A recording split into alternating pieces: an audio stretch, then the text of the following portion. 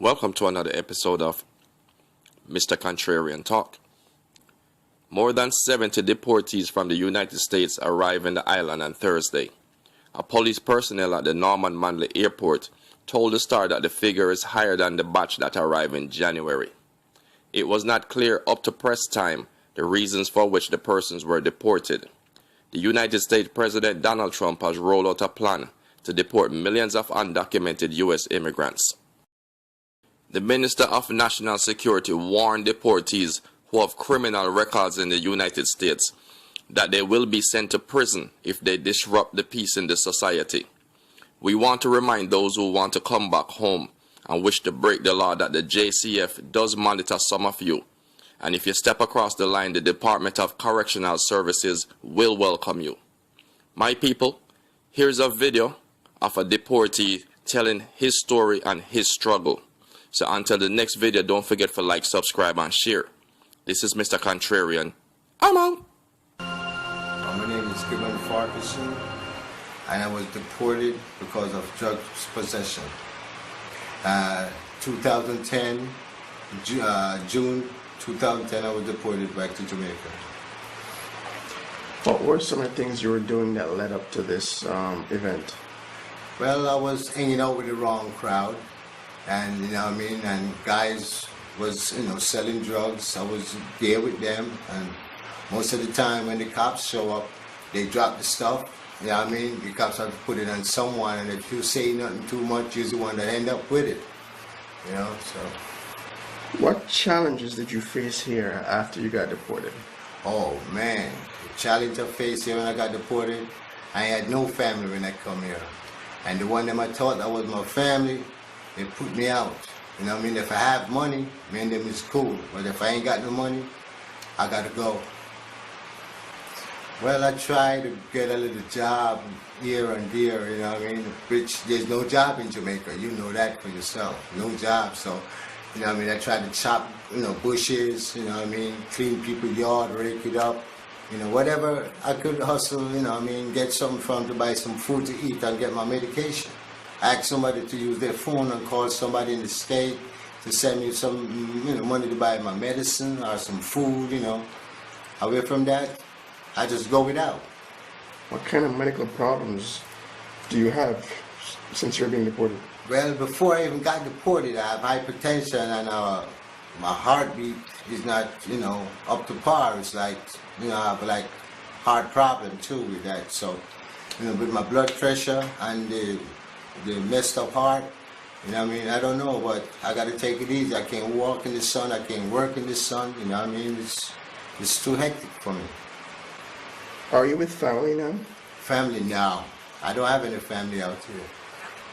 I thought I did, but you know what I mean? Once I ain't come here with no money, they don't want to be bothered with me because I'm broke, I ain't got nothing.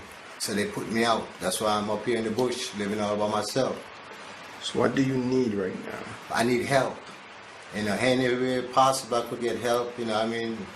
I just need help.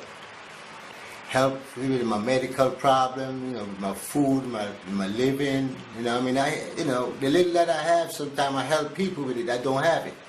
You know what I mean? If I get something and somebody need it, I help them. You know what I mean? Hoping maybe someday somebody will turn around and help me too. You know what I mean? But I just gotta keep trying, but I'm not going to give up. I just gotta keep trying. What was the process like, and how did you feel when you were being deported? Oh man, I feel dirty. Feel let down by the system over there because I've been over there 40 years. I worked, you know what I mean, and take care of my family, you know what I mean, but some mishaps happen. Around the wrong set of guys, things happen. Was there any kind of appeal process that you did? Yes, there was a lot of appeals. I put in appeal to the district judge, the circuit judge, habeas corpus, which I was granted, my appeal reversed in the deportation court. And then when I go back to court, the judge keep postponing it because he figure, well, if I keep postponing it, the lawyer that I hired, Brett and Colvin, they gonna make a lot of money off of me, and he just wanted for me to mess up. So he sent the letter to the wrong address and ordered me deported in absentee. So if you had gotten that letter, you would not have been deported? I would not be here right now if I got that letter, because I would be in the courts. I would have to honor that motion that the judge sent to him. So where are you living now? Well, I'm living in a abandoned building and a piece of captured land, because I don't have any family, so I had to find somewhere to live. And I don't want to walk the street or get into no problem, because I know it's not easy trying to get out. It's easy to get in it, but it's hard to get out. So tell me about how are you getting light and water? Light and water, I had to walk around a mile for water. Light, sometimes I have to use candle, because when you're trying to get a little light, they cut it off. You know what I mean? So when you get light, you're happy for it. But away from that, I have to buy, kerosene oil for my lamp and candle. So tell me about getting water. Water, I walk a mile. I walk a mile for water. I wait till the rain falls, then I pull my drums up. And that's how I could wash my clothes. That's walk a mile and wash my clothes, walk a mile to get water to drink. Squatting, or captured land as some call it, is building on land that doesn't belong to you. This is common in most third world countries like Jamaica. Many squatters, or deported migrants in this case, depend on rainfall for water. They also seek out public water sources, which are usually miles away from their homes. Many deported migrants, like Gibbons, has spent over 20 to 40 years in the United States, and then they're sent back to a country with little or no family ties, and are expected to start over from scratch. I came here the first night, I've been up for 2 days and came to this hotel. It was recommended to me by the people at the airport. By spending the night at the hotel that night, I got robbed, my cell phone, my money, and everything. The only thing they didn't take was my clothes, because it was old clothes.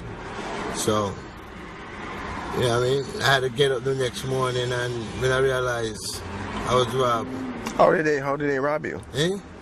They break into the house, into the room, They break into the room.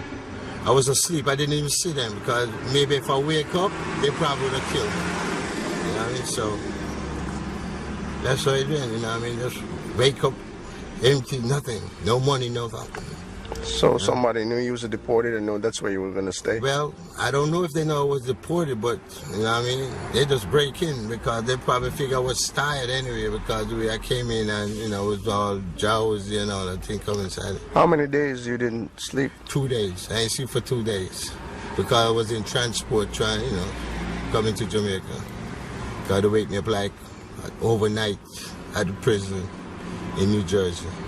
And they have me on the road all day, the day before, and the next day they send me down. So they didn't give us no time to sleep or nothing. So people that are watching this in America right now, what would you say to them? Well, I would just say to them, the system, I don't know what to say about the system, because the system it's not fair, because I'm not a terrorist, I'm not a murderer, and I'm not a rapist. All I get caught with is a little bit of drugs. I'm there for 40 years. Come on now, I got kids. They talk about separating families from their parents. What they think they did to me. They separate me from my whole family. I don't have no family out here. That's why I'm living in the bush. I'm living in the bush, on a piece of captured land, in a board house. I can't even stay in the house at daytime because it's too hot. You know what I mean? Because it's zinc. This is my pit. I tried to dig out a pit so I could defecate in it. You know what I mean? It take me like around 3 months to dig this by myself. You know what I mean? Now I could get it down to like 8 feet. So I need, cement and material to really cover it up now. You know what I mean?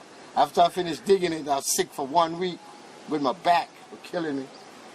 So hope I could get some money for you. You know what I mean? Cover it up. Can't use it until I cover it up, else it's going to stink the place up. So this is it. This is where I collect my water when the rain fall right here, but we ain't have no rain. So I got to walk to the tank where you saw me coming from. They're empty, so this where I stay at. The U.S. sends over 70 deportees a month to Jamaica. That's over 800 deportees a year. The UK sends around 20 deportees a month to Jamaica. Now, the UK provides financial support to the organizations in Jamaica that help deportees get reintegrated. The U.S. does not. For a large number of deportees coming from the United States, you expect them to offer some kind of financial help. If the American government refuses to help the families that they tear apart, it is up to us to make a difference, to create more safe havens.